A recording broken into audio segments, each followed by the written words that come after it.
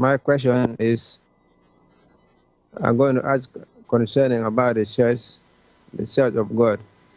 So what I want to know, like, who are the founder of the Church of God? Can you explain for me 1 minute or 2 minutes? So I want to know. First of all, we want to thank you for your coming to our place in Darwin, Australia, Brother Peter. To your question, who are the founders of the Church of God? In the Bible, the founder of the true church is God Himself. The Church of God is the church in the Bible.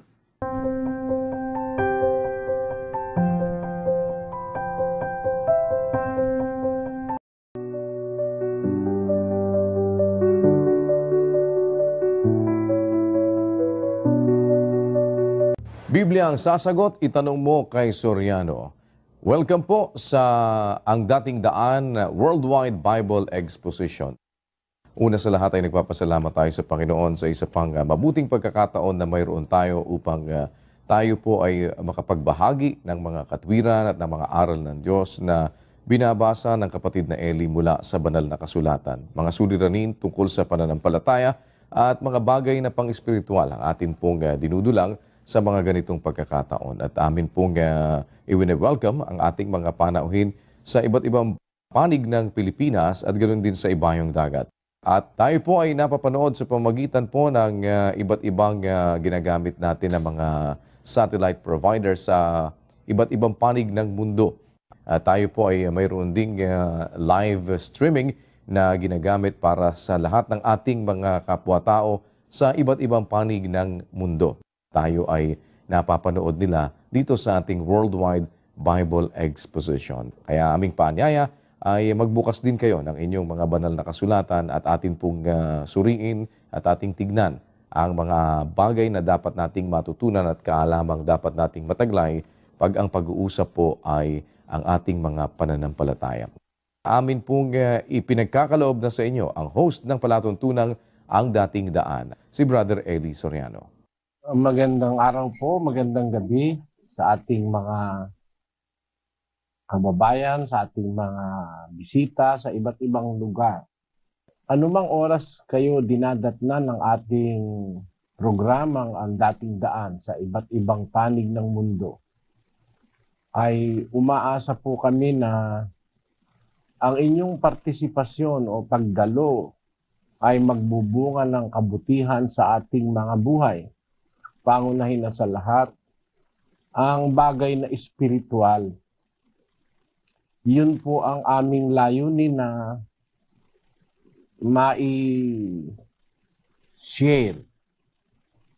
To share with you some spiritual values coming from God's Word in the Bible. Yun po ang kulang sa marami sa atin, yung mga spiritual values in life na nung araw ay hindi pa masyadong napakababa. Subalit sa ating panahon, napakababa na nag-decline na, masyado nang bumaba ang moralidad sa ating mga sosyedad ng tao. Nung araw, ang tao pumapatay dahil galit. Ngayon po, pumapatay ang tao dahil katuwaan. And instinctively, we humans sometimes tend to kill another human because of hatred. And it is also in the Bible.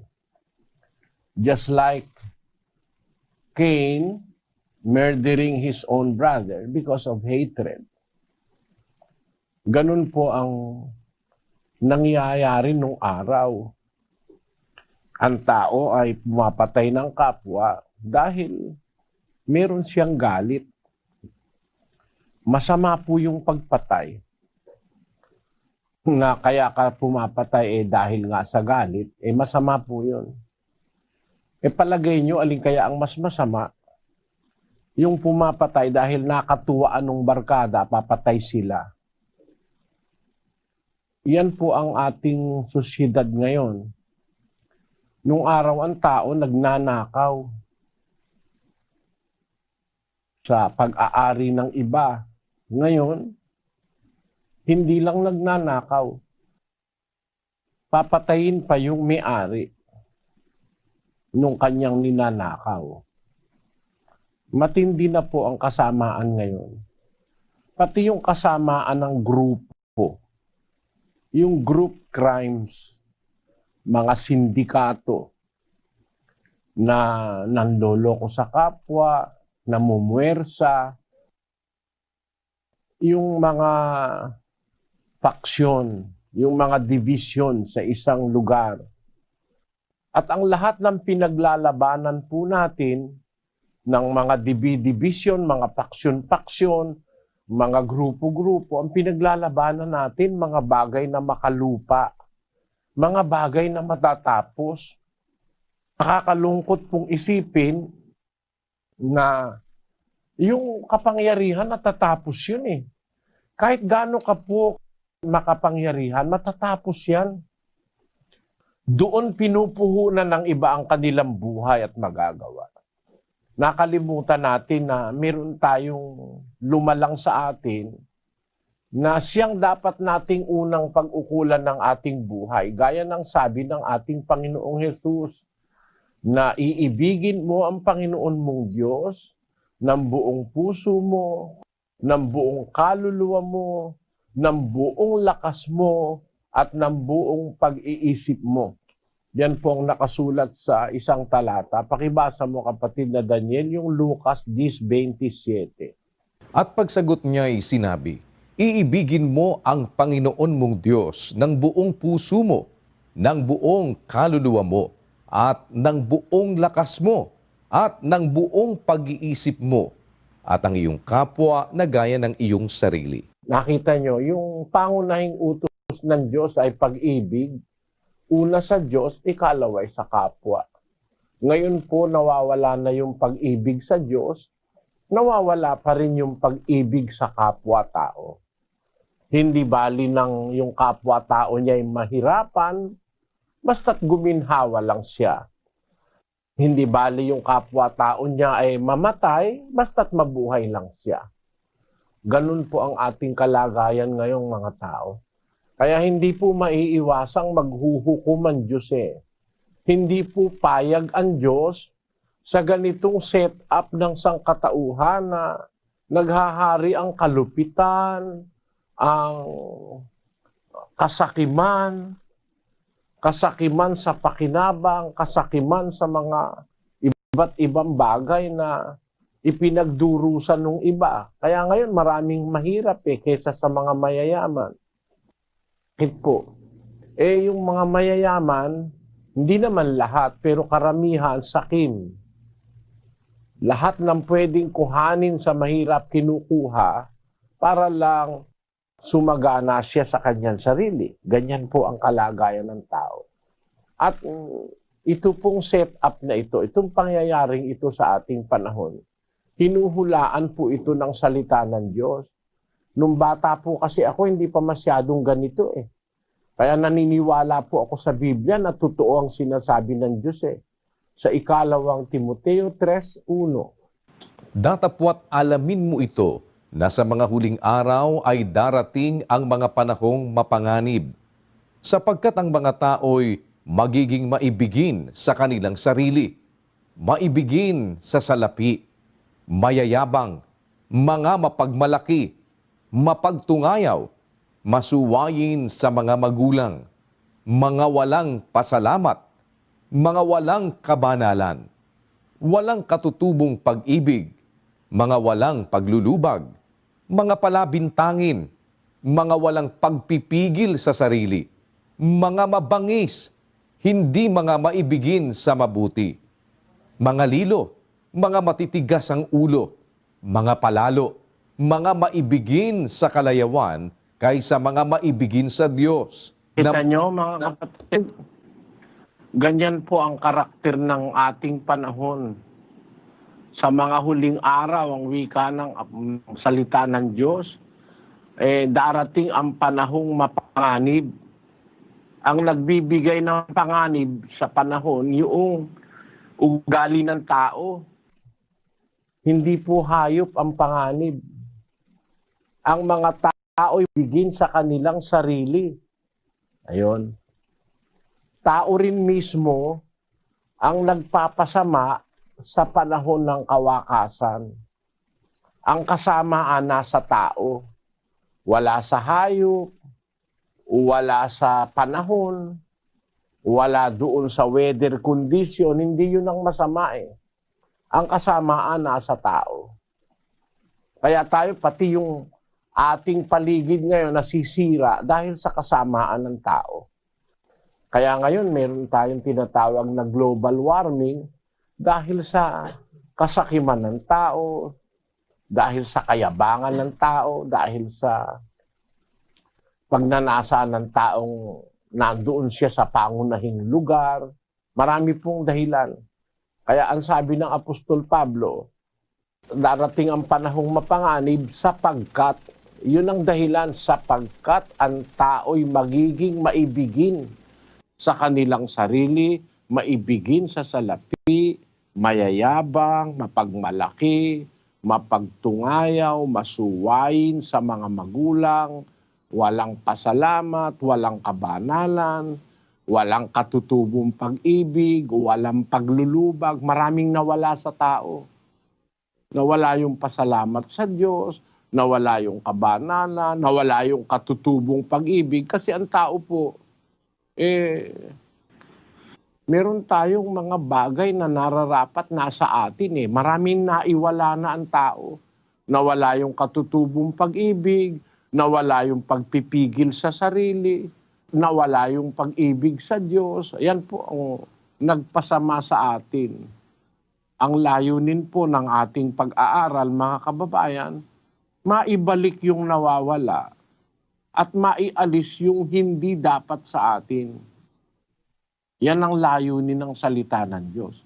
At yan po ang gusto naming ibahagi sa inyo, mga kababayan, yung mga hindi naniniwala sa Diyos, yung mga may alinlangan, yung mayroong dalawang kaisipan, yung wala nang, yung kontento na siya sa kanyang ginagawang mali, wala na siyang pagnanasang mag-improve pa siya o kaya bumuti pa ang kanyang kalagayan, maging mas mabuti siyang anak, mas mabuti siyang asawa o magulang para sa kanyang mga anak, nawala sa marami yung ganung pagnanasa. As if ang ating rasa, ang ating lahi, naka-stand still sa kasamaan at naglulubalub na ang sangkatauhan ngayon sa sari-saring kasamaan. Pangangalon niya, hindi pagtatapat sa asawa, pagkuha ng ibang babae at papabayaan yung kanyang pamilya. At ang isang pinakamasama ay yung mismong paninira sa sarili. Gaya ng mga drug addicts, mga addict sa inuman ng alak, sa mga pinagbabawal na gamot.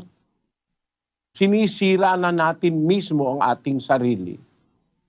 Yan po ay bunga ng kasamaang iniuudyok ng demonyo sa atin.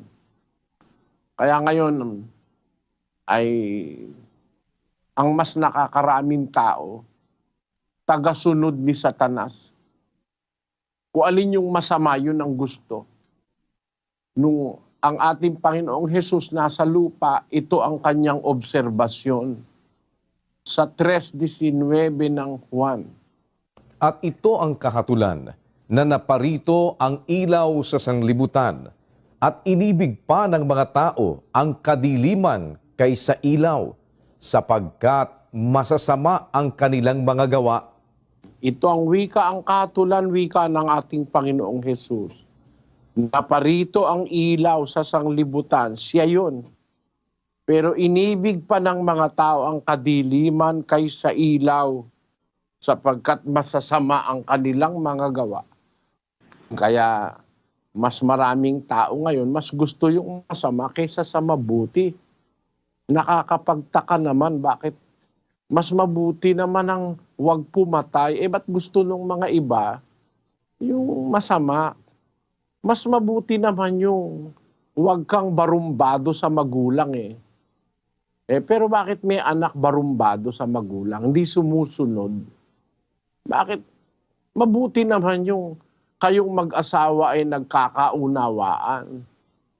Bakit araw-araw away? Tapos hanggang sa dumating sa naghiwalay, napabayaan yung mga anak. Lahat ng ito po'y suliranin ng ating lahi. Ito po'y may lunas sa Biblia. At yun ang ibig naming maibahagi sa inyo, mga kababayan. Umpisa na tayo, kapatid na Daniel. Opo, kapatid na Eli. At nakakonekta na po ang Darwin, Australia. Umpisahan po natin doon sa Ibayong Dagat. Si kapatid na Geoffrey Agbayani. Australia, come in please. My question is, I'm going to ask concerning about the Church of God. So what I want to know, like, who are the founder of the Church of God? Can you explain for me 1 minute or 2 minutes? So I want to know. First of all, we want to thank you for your coming to our place in Darwin, Australia, Brother Peter. To your question, who are the founders of the Church of God? In the Bible, the founder of the true church is God Himself. The Church of God is the church in the Bible. I want you to please pay attention to what I'm going to say. We do not have, in our times, we do not have any authority to found or to establish a church. That is the biblical teaching we learned from the Bible. Nobody has the power or has the authority from God to establish a church on earth. That is 127:1 of the book of Psalms. Except the Lord build the house, they labor in vain that built it. Except the Lord keep the city, the watchman waketh but in vain. This is a sure pronouncement of the word of God. Except the Lord build the house, they labor in vain that build it. So it is only the Lord who has the authority and the power and the capability to build the house. Of course, the Bible is not speaking of a material house where we are going to live. It speaks of another thing, because any house can be built by people. But there is a particular mention of the Bible that there is a house that only the Lord God can build. And what is that house, biblically speaking? Let us read 1 Timothy chapter 3, verse 15. But if I tarry long, that thou mayest know how thou oughtest to behave thyself in the house of God, which is the church of the living God, the pillar and ground of the truth. The house that only God can build is the church, as it was written by Paul to Timothy. If I tarry long, that thou mayest know how thou oughtest to behave thyself in the house of God, which is the church of the living God, the pillar and ground of the truth. Meaning, the house that only God can build, it is the church. Nobody can build the true church. It is only God that may build or can build the house or the true church. And it is further proven by the Apostle Paul in his letter to the Hebrews. In Hebrews chapter 3, verse 4, it says, For every house is builded by some man, but he that built all things is God. What does the Apostle Paul mean about this? Every house is builded by some man. Of course, he is speaking of material houses. But he that built all things is God, including the house that only he can build. Let us find out what is that house. Hebrews 3:1. Wherefore, holy brethren, partakers of the heavenly calling, consider the apostle and high priest of our profession, Christ Jesus, who was faithful to him that appointed him, as also Moses was faithful in all his house. You see, the house of God is something not physical. It is not a chapel. It is not a cathedral. It is not a building. The house of God, which God built, is, biblically speaking, the church or the people of God. If you have noticed chapter 3, verse 1, the Apostle Paul is saying to the Hebrews, our apostle and high priest of our profession, Christ Jesus. On verse 2, who was faithful to him that appointed him, as also Moses was faithful in all his house. What is the house where Moses was found to be faithful? It is the people of God. It is the church. It is the congregation of God. Moses was found faithful in all his house, in all Israel. The Apostle Paul said about the Lord Jesus Christ, for this man was counted worthy of more glory than Moses. Christ was found to be worthier than Moses, inasmuch as he who hath builded the house hath more honor than the house. You see that, brother? Jesus was counted worthy of more glory than Moses. What is the reason? Inasmuch as he who hath built the house hath more honor than the house. Speaking of the Lord Jesus Christ as our high priest, he is of more glory than Moses because he was the one who built the house, and he has more glory than the house where Moses was a part.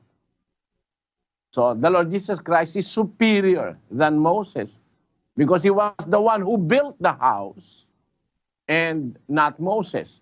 Moses was part of the house. Let us read 10:21 of the book of Hebrews. And having a high priest over the house of God. Having a high priest over the house of God. Our high priest is the Lord Jesus Christ, and the house of God is the church. So it is established in the Bible that it was God who built the house through the Lord Jesus Christ. Nobody else can build the house. If we are accustomed to that thinking that the church is founded by people like in our times now, the Lutheran church was founded by Luther, the Wesleyan church was founded by John Wesley, the Mormon church was founded by Joseph Smith. If we have been accustomed to that thinking, that is such a great mess in the religious world. It's a mess. It is a pervert kind of thinking that a man can build a house. Just like the Seventh-day Adventist Church. They claim that Ellen G. White was the founder of that church. It's such a mess. It is a shameful thing that we must not accept if we are in the true church. The true church must be founded by God himself and not any man. There is no man worthy of the honor of founding or building a house or the true church of the Bible. Let us read in the book of the Seventh-day Adventist. It says, Sister Luz?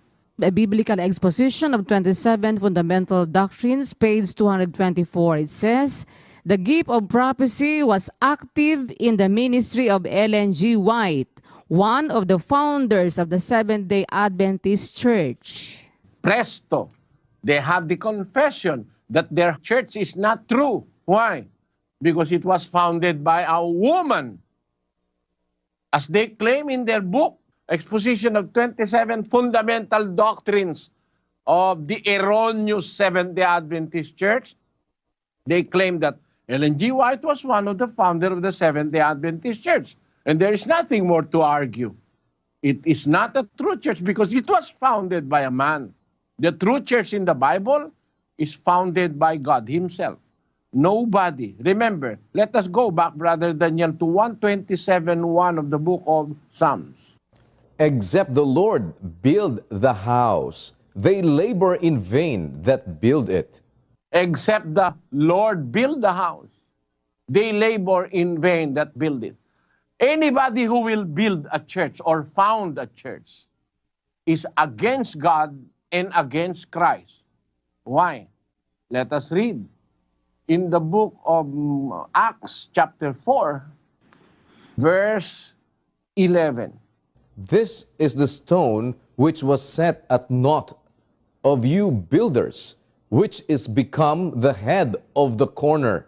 The Lord Jesus Christ is introduced by Peter to the Israelites as the stone which was set at naught of you builders, which is become corner.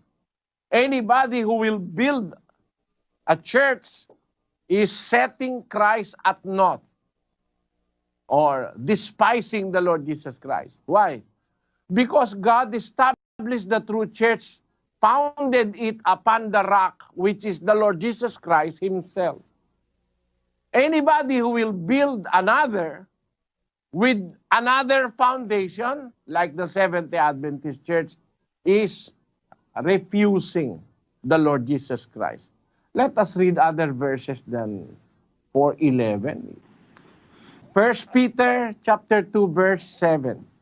Unto you therefore which believe he is precious, but unto them which be disobedient, the stone which the builders disallowed, the same is made the head of the corner. Other builders are refusing the Lord Jesus Christ if they build their own church or congregation. Apostle Peter said to the first century Christians, unto you therefore which believe, He is precious. The Lord Jesus Christ is a precious stone to them that believe. But unto them which are disobedient, He is the stone which the builders refused. Let us read the Revised Standard Version, Brother Daniel. To you therefore who believe, he is precious. But for those who do not believe, the very stone which the builders rejected has become the head of the corner. Building another house or building another church, founding another church than that which was founded already is an act of rejecting the chief cornerstone, which is the Lord Jesus Christ.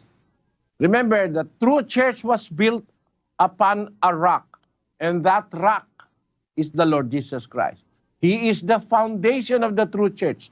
If you build another church founded on another thing, it's an act of rebellion. It is an act of rejection against the Lord Jesus Christ. Therefore, biblically speaking, the true church must not be founded by any man. Even how great that man can be, he has no power to build a house for the Lord. Because the house of the Lord, or the church, was founded by the Lord God Himself and was built upon the chief cornerstone, the Lord. It is what the Apostle Paul agreed to. Let us read 1 Corinthians chapter 3, verse 11. For other foundation can no man lay than that is laid, which is Jesus Christ. The only foundation of the true church is the Lord Jesus Christ. anybody building another church other than that which was built already is rejecting the Lord Jesus Christ. So to your question, who founded the Church of God? I am preaching the Church of God of the Bible. I did not establish my own church. I am preaching the Church of the Bible, inasmuch as it was the instruction of the Lord Jesus. Go ye unto all nations, he said, baptizing them in the name of the Father, the Son, and the Holy Ghost, teaching them to observe all things whatsoever I have commanded you. We only have to teach what was written already in the Bible, what was said by the Lord Jesus Christ. We just have to repeat what was recorded in the Bible. So, if there is a church that should exist now, it is the church that have been recorded in the Bible. And we do not have to establish another church now. We just have to affiliate ourselves to the church which is in the Bible. We just have to accept that, or to embrace that church and to accept its teaching. We Gentiles will be saved if we are going to accept that church which is already in the Bible. Let us read Ephesians chapter 3, verse 6. That is how the Gentiles are fellow heirs, members of the same body, and partakers of the promise in Christ Jesus through the gospel. Through the gospel, we can become members of the same body. The same body. So there must be no other body. There is only one body. And what is that one body that we will be members of? Let us read 1:18 of the book of Colossians. And he is the head of the body, the church. This church, he is the head of the body, the church. The church is the one body wherein we Gentiles must be members. As the Apostle Paul said, the Gentiles are fellow heirs, members of the same body, and partakers of the promise in Christ Jesus through the gospel. It is through the gospel, by accepting the gospel of the Lord Jesus Christ, through this gospel, we will become member of the same body or the same church. We will not be members of the Roman Catholic Church, because the Roman Catholic Church was founded by the Roman fathers, as they call it. It was not founded by the Lord Jesus Christ. It was not founded by God himself. In fact, we can clearly see the difference between the doctrine of the true church in the Bible than the doctrine of the Catholic Church. The true church in the Bible prohibits veneration of images or man-made images. The true church in the Bible do not practice idolatry, while the Church of Rome insinuates, if not command their members, they insinuate reverence to man-made images, which is against the teaching of the true church of the Bible. The Bible tells us that in 17:29 of the book of Acts, it says, For as much then as we are the offspring of God, we ought not to think that the Godhead is like unto gold, or silver, or stone, graven by art and man's device. Inasmuch as we are the offsprings of God, the Apostle Paul is speaking to the first century Christians. Inasmuch as we are offsprings of God, we ought not to think that the Godhead is like unto gold, or silver, or stone, graven by art and man's device. So the true church do not regard those images as something sacred. They do not kneel down before idols of stone and wood and other materials. I have to say so many things to prove to you that there is a true church in the Bible. We did not found our own church. We just accepted what is in the Bible, and that is through the gospel we can be fellow heirs to salvation. We Gentiles, like Filipinos and you, Sudanese, you can be part of the true church of the Bible. by just accepting the gospel of the Lord Jesus Christ, we can be fellow heirs and members of the same body, the same church. So the church of God will forever be the true church, and that is the church that I am preaching from the Bible. I hope you understand my answer, Brother Peter, and may God bless you. Thank you very much. You're welcome. Ang huli pong tanong mula po dito sa Darwin ay galing po sa ating bisitang Katoliko, si kapatid na Carlito Balares. Ang tanong po niya, nabautismo na daw po siya nung siya po ay Katoliko, nung siya po ay bata. Ngayon daw po naintindihan niya po sa inyo na importante po ang bautismo. Kailangan pa daw po ba siyang bautismuhan para siya maligtas? At nasusulat daw po ba sa Biblia ang kumpil? Yun lang po, kapatid na Eli, kapatid na Daniel. Alam mo, kapatid na Carlito Balares, magagalit, pero hindi ka pa nababautismuhan. Kasi unang-una sa lahat, hindi mo naman natanggap yun. Hindi mo naman alam yun. Basahin natin ang 5:13 ng Hebreo. Sapagkat bawat tumatanggap ng gatas ay walang karanasan sa salita ng katuwiran, sapagkat siya'y isang sanggol. Batang sanggol, walang malay sa katwiran yun. Paano mo matatanggap yung bautismo? Yung binyag. Paano ka nabinyagan? Sino ba sumagot? Sabi ng salita ng Diyos, bawat tumatanggap ng gatas, walang karanasan yan, walang malay sa salita ng katwiran sapagkat siya'y sanggol. Kaya, kailangan mong tanggapin ang bautismo. Dahil hindi ka pa nabobautismuhan. Bakit? Hindi mo naman alam yun, hindi mo naman sinasampalatayanan yun, hindi mo naman tinanggap yun. At saka, ang lalo pang nagpapawala ron, pinagbayad yung nanay mo, tatay mo, nung bautismohan ka o nung binyagan ka. Sa Biblia, wala namang bayad ang binyag eh. Kaya pagbayad, malimbinyag yun. Sana naunawaan. Nasusulat daw ba sa Biblia yung kumpil? Wala yun. Invento lang yun. Extra money kasi yun eh. Pag nagpabinyag ka, magbabayad ka ngayon. Pag nagpakumpil ka, magpapasulat ka na naman uli. Bayad na naman uli. Yun ang dahilan nun. Pero wala sa Bible yun. Hanapin natin sa Bibliang Katoliko, Sis Luz. Kung merong kumpil. Sa Bibliang Katoliko mo hanapin. Sige po, hanapin natin sa Bibliang Katoliko kung mayroong kumpil. Searching for the word kumpil in the Bible version Bibliang Katoliko, Henesis hanggang Apokalipsis. Ang resulta po, no word or phrase found. Ayan, wala yan, walang kumpil yan. Di totoo yan, kapatid. Yan ang ating sagot, kapatid na Carlito. Kapatid na Eli, hindi po ba yung kumpil yun din po yung confirmation? Yung confirmation. Anong confirmation? Bakit kailangan ng confirmation? Kung ang binyag ay totoo, ba't kailangan ng confirmation? Saan tayo makakabasa sa Biblia na ang mga Kristiyano nung una ay kailangan, ikaw, bininyagan na. Bawa, si Pablo. Mga unang Kristiyano, bininyagan.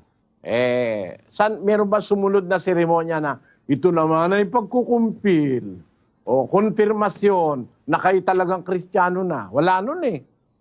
Ang Kristiyano, yung naturuan ng aral ng Diyos sa Biblia at saka tinanggap nila.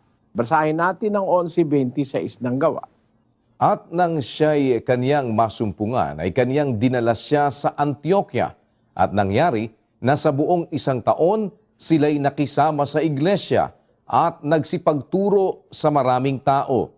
At ang mga alagad ay pinasimulang tawaging mga Kristiyano sa Antioquia. Nagturo sila sa iglesia, 1 taon, tinuturuan nila yung mga tao. Nung matuto at tinanggap yung aral, tinawag na Kristiyano. Hindi kinonfirm. Walang kumpirmasyon, kundi ang kailangan turuan ng aral at saka 1 taon. Salamat po, Brother Eli. At lipat naman po tayo ng Saudi Arabia, si kapatid na Bong Duquesa. Go ahead, Saudi. Oo, kapatid na Daniel, kapatid na Eli, dito po sa Dammam, Saudi Arabia. Meron pa tayong dalawang tatanong po dito. At ang una po ay si kapatid na Nestor Castillo. Isa po siyang Katoliko. At ito po siya. Brad Nestor? Brady, meron lang po akong katanungan sa iyo.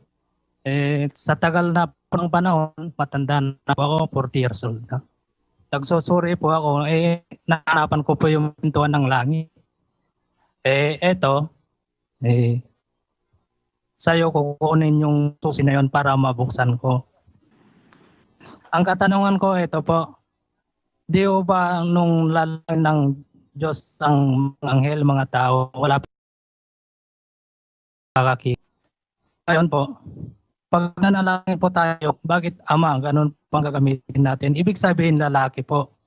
Ngayon, kung namali naman po tayo ng pagtukoy kasi lalaki, o kung siya naman ay babae, nung ipanganak po ang Diyos, yung si Kristo, naglihi din po ba siya?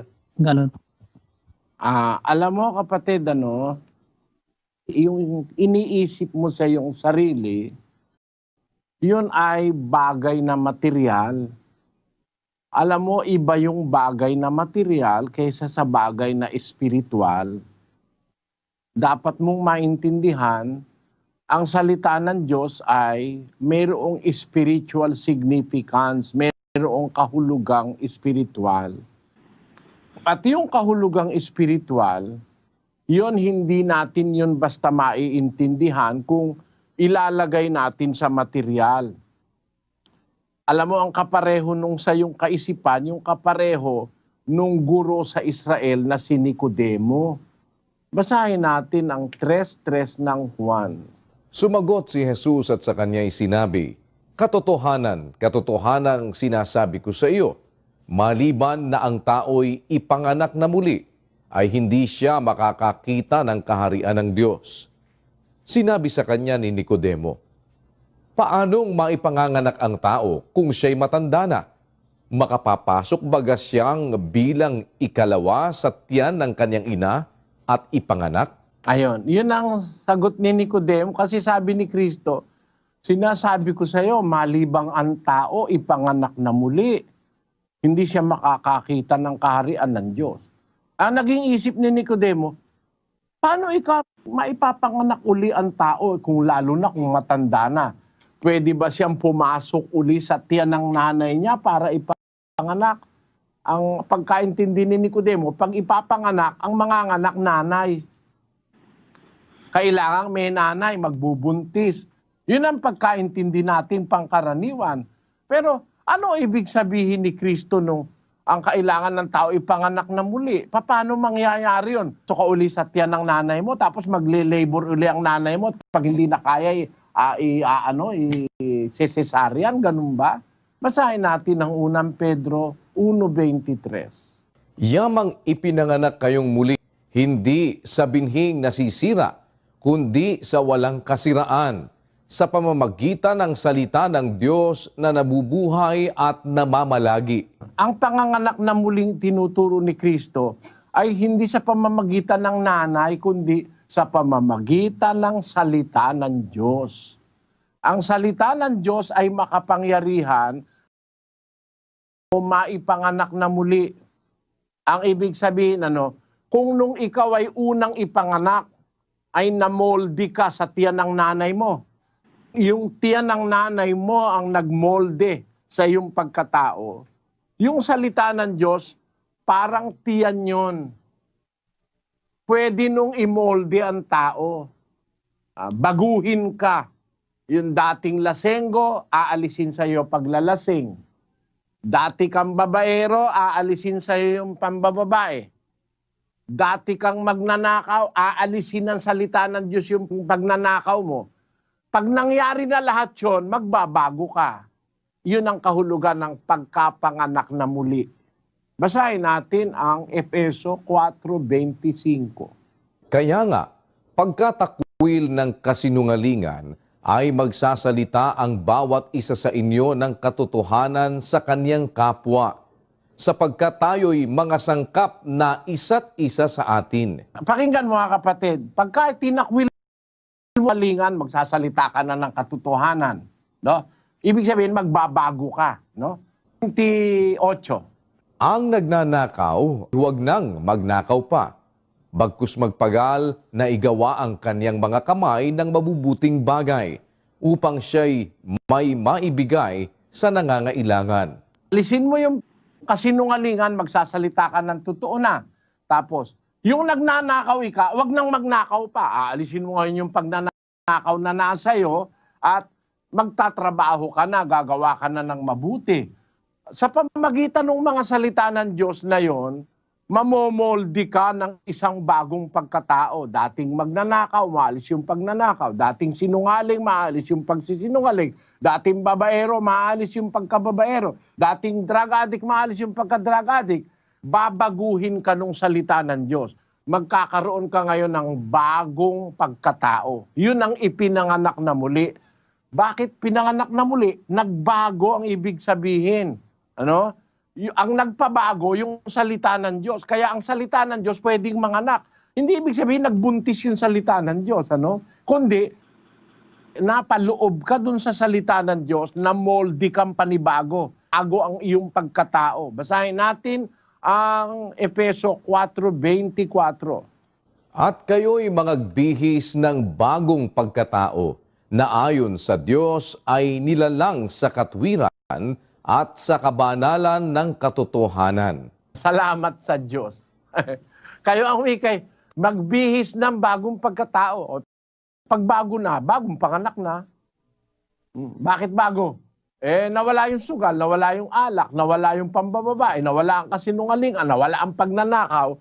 Ano ang nangyari? Bakit nawala? Sa pamamagitan ng salita ng Diyos. Yun ngayon ang nanganak sa'yo. Hindi ibig sabihin na mga ipapanganak ka muli, papasok ko ulit sa tiyan ng nanay mo. Papatayin mo nanay mo pagka pumasok ka uli doon. Ng Biblia, wag nating papakahuluganan sa ating sarili. Ang Ama ay nanganak din. Ang Amang Diyos. Panginoong Hesukristo. Ibig ba sabihin si Kristo'y pinagbuntis, pinaglihin ng Ama. At baka naman, ba't sabi naman ng iba, paano naman kamanganak ang Ama? Kokonti ang kaalaman niya. Parang ganito. Yung araw, yung lola ko, sabi niya, hoy, huwag ka diyang masyadong magbilad sa araw. Bakit? Bakit po? Tinamay ka si Jerry, yung pinsan mo. Anday-day bungang araw sa likod. Ano po, lola? Bungang araw. Tingnan mo ang likod niya, bungang araw, punong-puno ng bungang araw. Paano nagbunga yung araw sa likod ng pinsan ko? Tawag bungang araw Ano? Nasa likod ng pinsan ko. Akala pala natin, pag sinabing bunga, kailangan na nakadikit sa puno. Merong bunga, hindi nakadikit sa puno, kagaya ng bunga ng araw. Ano? Ang ibig ko sabihin, kapatid, ganito. Merong lalaki na nanganganak. Hindi lang ang babae nanganganak Sa katotohanan ang alam lang natin, babae nanganganak. Pero meron lalaking nanganganak. Ang halimbawa niyan, yung tinatawag nating seahorse. Yung seahorse, ewan ko kung nakakita na kayo ng seahorse. Ito po ang sinasabi. Pakibasa, Sis Luz. Ito po yan, the biology of seahorses, reproduction. The male seahorse, rather than the female, becomes pregnant. This unusual mode of reproduction is the most extreme form of male parental care yet discovered, although it arises from a general bias towards paternal care among fishes. So yung palang seahorse, kung ang nagbubuntis at nanganganak yung lalaki, hindi yung babae. Lalo na kung ikukonsider kapangyarihan sa lahat, pwede naman siyang manganak na hindi siya nagbubuntis Ang naiisip ng tao lagi, para maipanganak, kailangan magbuntis. Sa tao yon, sa babae yon, pero maraming bagay na hindi ganon. Kagaya halimbawa, kapatid, ng Panginoong Hesus. Ang Panginoong Hesus, bahagi ng Ama. Bahagi siya, nasa dibdib siya ng Ama. Nasa dibdib. Nasa sinapupunan siya ng Ama, sabi sa Biblia. 1:18 ng Juan. Walang taong nakakita kailanman sa Diyos ang bugtong na anak na nasa sinapupunan ng Ama. Siya ang nagpakilala sa Kanya. Ang anak ng katutubo nasa dibdib o nasa sinapupunan. Yung sinapupunan dyan, hindi tiyan. Kung titingnan natin sa Griego, yan ay yung dibdib. Nasa kalooban ng Diyos. Ayun. Bosom. Ayun. Ngayon, yung anak na nasa sinapupunan ng ama, inilabas ng ama. Parang ganito si Eva galing sa tadyang ni Adan. Hindi naman sa tiyan galing si Eva Akala nun ng mga iba, lahat ng tao galing sa tiyan. Si Eva nga hindi galing sa tiyan Kinuha ng Diyos yung tadyang niya, ginawa niyang isang tao na babae. Basahin natin. Ng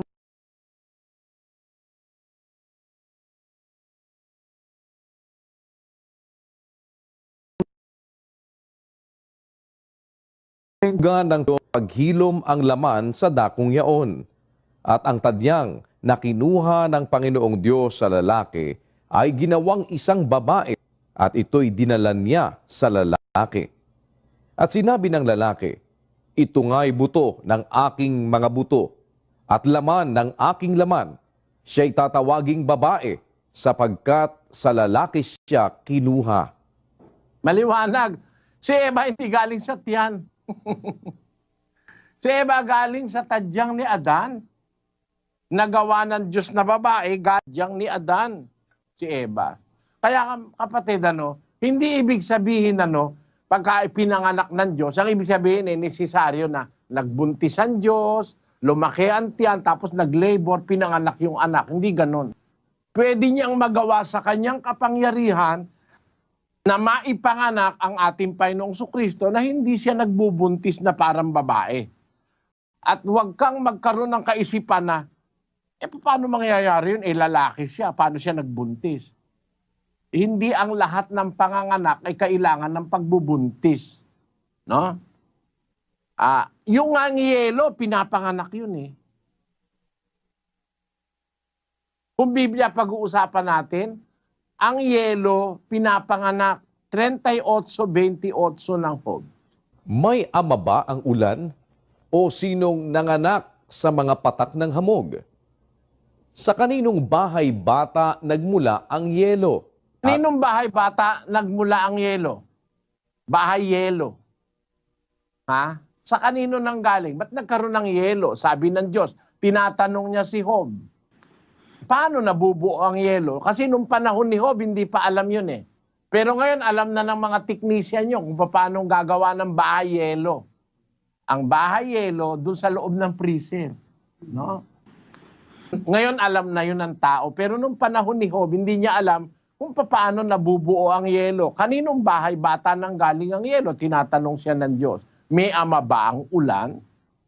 Hindi kayang ipaliwanag ng tao nung araw, pero ngayon kaya na. Ang ibig sabihin, bawat bagay na nangyayari, mayroong dahilan scientifically and spiritually speaking. Pero hindi lahat scientific. Hindi lahat maipapaliwanag ng siyensya. Merong mga pangyayaring espiritual, kagaya ng pagkapanganak sa Panginoon Kristo, bago pa nagkaroon ng mundo, bago pa nilikha ang alinmang bagay, inilabas na siya ng Diyos. Kaya ang termino, ipinanganak. Pero sa Biblia, inilabas siya. Basahin natin ang 8:22 ng Kawikaan. Inari ako ng Panginoon sa pasimula ng kaniyang lakad, bago pinasimula ng kaniyang mga gawa ng una. Ako'y nalagay mula noong araw, mula nang walang pasimula, bago nalikha ang lupa. Ako'y nailabas nang wala pang mga kalaliman, nang wala pang mga bukal na sagana ng tubig. Bago ang mga bundok ay nalagay, bago ang mga burol ay ako'y nailabas. Samantalang hindi pa niya nililikha ang lupa, ni ang mga parangman, ni ang pasimula man ng alabok ng sanglibutan. Nang kanyang itatag ang langit, nandoon ako, nang siya'y maglagay ng balantok sa balat ng kalaliman, nang kanyang pagtibayin ang langit sa itaas, nang maging matibay ang mga bukal ng kalaliman, nang bigyan niya ang dagat ng kanyang hangganan, upang huwag salangsangin ng tubig ang kanyang utos, nang kanyang iayos ang mga patibayan ng lupa. Nasa siping nga niya ako, na gaya ng matalinong manggagawa. Doon, maliwanag na yung karunungan ang nagsasalita sa talatang ito, yun ang ating Panginoong Hesus, yung anak ng Diyos. Sabi niya, inari ako ng Panginoon sa pasimula ng kanyang lakad, bago pinasimula ng kanyang mga gawa ng una. Ako'y nalagay mula noong araw, mula nang walang pasimula, bago nalikha ang lupa, ako'y nailabas. Yung salitang nailabas, katumbas nung naipanganak. Ayun. Nailabas siya mula sa sinapupunan ng Diyos, binigyan siya ng kalagayan bilang anak. Ayun. Ngayon, nung sabihin ng Diyos sa araw na ito, ipinanganak kita, hindi ibig sabihin nun naglihi ang Diyos, tapos nagbuntis, tapos naglabor, parang babae, hindi. Ibig sabihin nun, inilabas siya ng Diyos mula sa kanyang sinapupunan, mula sa kanyang dibdib, mula sa kanyang kalooban, ay inilabas niya yung anak na siyang naging ating Panginoong Hesukristo. Sabi niya, ako'y nailabas. Ayon. Sana naunawaan mo, kapatid, ang aking sagot sa iyong tanong. Okay po. Salamat po, Brother Eli. Lipat po tayo ng Brunei, kapatid na Boygan. Go ahead, please. Salamat po sa Diyos, kapatid na Daniel at kapatid na Eli. Dito po sa Brunei ay mayroon po tayong panauhin magtatanong si kapatid na Adolfo Pajardo, isa pong Katoliko. May tanong lang po ako. Ano po ba ang pinakamagandang dahilan o paraan para makipag-break sa isang relasyon na alam ko na mali? Yun po. Ibig sabihin, yung relasyon ay mali. Ganito yon, kapatid. Kahit na mali ang relasyon, nag-umpisa sa mali, paano kung may pananagutan ka na? Limbawa, nagkaroon ka na ng anak. Are you going to tell me na dahil mali,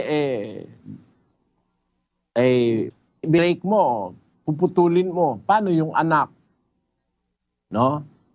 Kaya maraming bagay na susuotan itong iyong tanong. Pero granting na walang anak at ang relasyon ay halimbawa meron kang nobya na asawa ng iba. O kaya meron kang ka-live-in na asawa ng iba, immediately dapat ma-break yon, no? Bakit? Kasi yung si Juan Bautista, kaya siya pinapatay ni Herodes kasi meron siyang isang relasyon na mali. Basahin natin ang aklat ng 14:3 ng Mateo. Sapagkat hinuli ni Herodes si Juan at siya'y iginapos at inilagay sa bilangguan dahil kay Herodias na asawa ni Felipe na kanyang kapatid. Sapagkat sinabi ni Juan sa kanya, hindi matuwid sa iyo na aariin mo siya. Sabi ni Juan Bautista kay Herodes, hindi matuwid ng kapatid mo, kumuhari ka, kukunin mo. Hindi matuwid na ariin mo yung asawa ng kapatid mo. Yung asawa ng kapatid niya, kinuha. Pinunas siya ni Juan Bautista. Hindi matuwid na yung ariin ng asawa ng kapatid mo. Ginawa, pinahuli si Juan, kinulong. Tama naman yung sinasabi ni Juan Bautista. At dahil nga ron, nung bandang huli, pinapugutan niya pa ng ulo si Juan sa kahilingan nung kanyang babae na si Herodias. Ang ibig kong sabihin, ito isang relasyong mali. Pagka ganito ang relasyon, mali ito. Dapat putulin ito. Sa Israel, pag ang relasyon mali, pinuputol talaga. Basahin natin ang isang talata, Levitico 20:14. At kung ang isang lalaki ay mag-asawa sa isang babae at sa kanyang ina ay kasamaan, susunugin sa apoy kapwa siya at sila upang huwag magkaroon ng kasamaan sa inyo. Sa Israel nung araw, pagka matindi ang kasamaan, kagaya nung ginagawa ni Herodes, pinapasulog sa apoy Halimbawa, ang isang lalaki kumuha ng asawa, tapos pati nanay nung asawa niyang babae, asawa niya pa rin, mag-ina sila. Pinapasulog sa apoy, kapwa sila eh. 3 sila. Halimbawa, yung nanay at saka yung anak, kumumporming 2 sila na asawa nung isang lalaki, susunugin yung lalaki, susunugin pati yung mag-ina. Yun ang pagbi-break ng relation na illicit o mali sa harapan ng Diyos sa panahong Israelita. Wala naman tayo ngayon sa panahong Israelita. Masama na yung, hindi na pinahintulot ng batas ng tao, yung sunugin mo yung nagkakasala. No? Kaya ang magbe-break nun, ikaw na lang. Ngayon, ang tanong mo sa akin, ano pinakamagandang dahilan para makipag-break? Wala nang pinakamagandang dahilan, kundi yung sinabi mo, kapatid. Mali yung relasyon eh. Di ba sabi mo, ano pinakamagandang dahilan para makipag-break sa isang relasyon na alam mong mali? The mere fact na alam mong mali, dapat putulin mo na agad. Kung ang isang relasyon ay mali. Hindi kasi maitutuwid pagka ang relasyon ay mali. Kaya lang, ang aking doubt, kung halimbawa ang relasyon ay meron ng naging bunga, nagkaanak na, dapat hindi mo lang basta puputulin. Kailangan titingnan mo rin yung iyong responsibilidad na yung anak mo na naging anak mo sa pagkakasala ay malingap mo naman, masustentuhan mo. Basahin natin ang 5:8 ng unang Timoteo.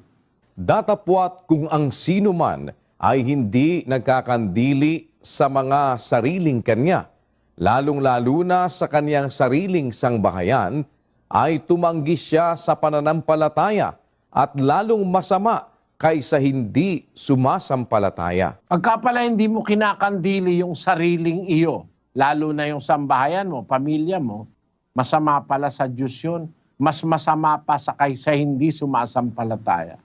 Kaya pagka naaanib sa iglesia, yung mga ganyan na merong mga maling relasyon, ang hatol ko agad, huwag papabayaan yung mga bata. Putulin yung relasyon, pero yung mga bata na naging bunga ng maling relasyon, dapat malingap. Ngayon, kung marami halimbawa yun, at saka matagal ng panahon, nangyari na yan dahil sa kawalan ng aral, pinapatawad naman ng Diyos kasi yan pag tinanggap mo yung katotohanan.